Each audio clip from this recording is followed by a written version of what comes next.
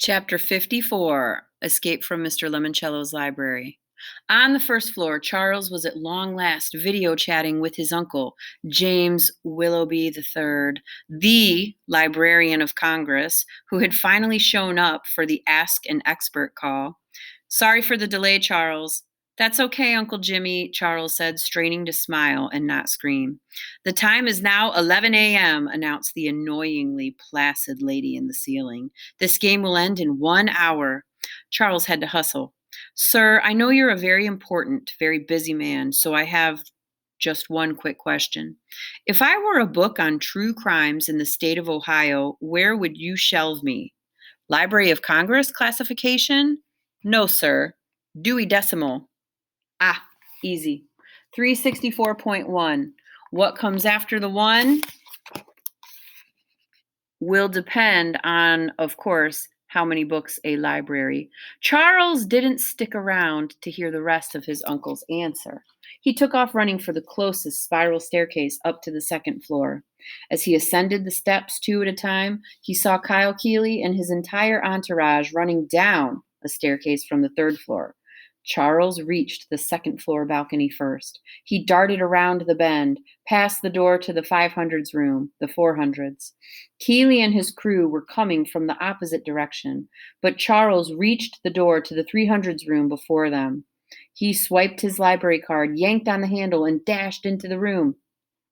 He scanned the shelves and headed to his right. He heard Keeley enter the room. Glancing over his shoulder, Charles saw Keeley go left. Charles dashed up an aisle between bookcases. He read the number at the end of each row of shelves: 310, 320, 330. One of those robots with the book baskets came rumbling across his path, but Charles was able to dodge it. 340, 350.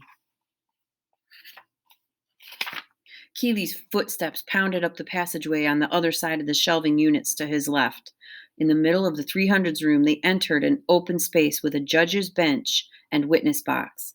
Charles was getting closer to the true crime section, but so was Keeley. Charles saw Keeley read something off his palm.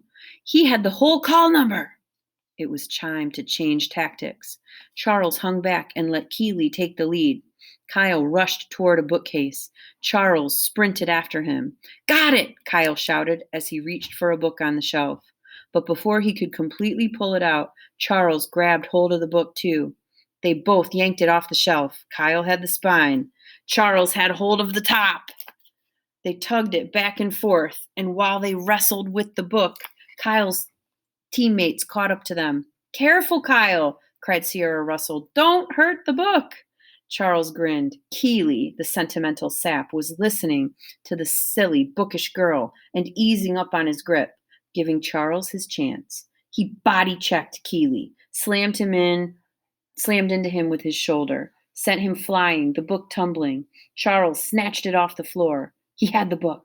He quickly flipped through the table of contents, saw Chapter 11 was about a robbery at the Gold Leaf Bank in Alexandriaville. He knew he'd won the game. Charles used his free hand to slap an L on his forehead. Loser, he sneered at Keeley. A tiger roared, a whistle blew, and Mr. Lemoncello entered the room accompanied by Clarence, Clement, and what looked like a rare Bengal tiger. Mr. Chiltington? Charles smiled. He knew Mr. Lemoncello was about to congratulate him for defying the odds and winning the game. He had single-handedly defeated Kyle Keeley's entire team. Yes, sir, Mr. Lemoncello? Do you remember Dr. Zinchenko's #1 rule? You bet, sir. No food or drink except in the Book Nook Cafe. No, said Mr. Lemoncello, touching the tip of his nose and making a buzzer noise. Dr. Z, tell him what he should have said. Dr. Zinchenko's voice purred out of the ceiling speakers. Be gentle with each other, and most especially the library's books and exhibits. I know, said Charles. That's why I had to stop Kyle Keeley. He was ready to rip the cover off this poor book. Heck, sir, everybody at school knows that Kyle Keeley is a maniac. He'll do anything to win a game. Mr. Lemoncello turned to Keeley. Is that true, Kyle? Would you actually destroy property if it stood between you and your prize? Well, sir, Keeley was stammering. The fool didn't know how to lie. Charles quickly opened the book to chapter 11 and slipped in his library card to bookmark the location. You should ask Keeley about the window he broke, sir. Mr. Lemoncello turned to face Charles again. The window?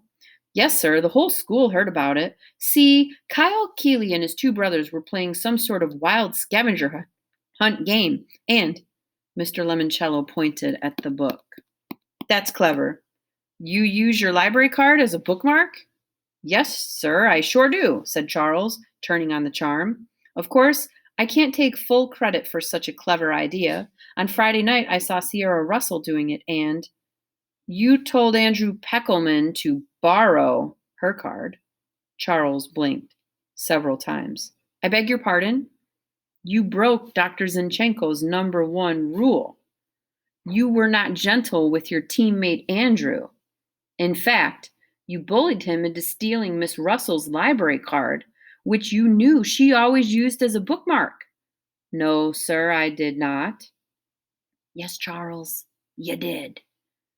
Mr. Lemoncello touched his right ear. In fact, Dr. Zinchenko had spent the past few hours combing through security tapes, and guess what she just found? Charles heard his own voice ringing out of the ceiling speakers.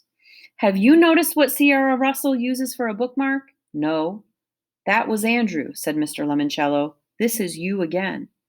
Her library card, which of course doubles as a key card for meeting room B. Find a way to borrow it. You told Andrew to steal Sierra's library card. How could you record that? Said Charles. I was whispering. And I have very good microphones. You're done, Charles. Dr. Zinchenko, tell our departing guest what he has just won. Absolutely nothing, said the voice of the Russian librarian. But please, Mr. L., tell Charles the correct answer to the final pictogram. Ah, yes. Mr. Lemoncello reached into his back pocket, pulled out a 4x4 card, and showed it to Charles. Charles stood there fuming. Anyone care to help Charles out? Said Kyle. Is it 6-8? You are very close, said Mr. Lemoncello. There was a pause, and then Haley laughed. Did it come after the football player? Yeah, said Charles. So? Andrew was right all along. The football player clue wasn't passed. It was 19. Mr. Lemoncello shifted into his game show voice. So, Haley Daly, would you care to solve the puzzle? Sure. You can walk out the way bandits crawled in 1968. I don't get it, said Charles. 1968? Said Akimi.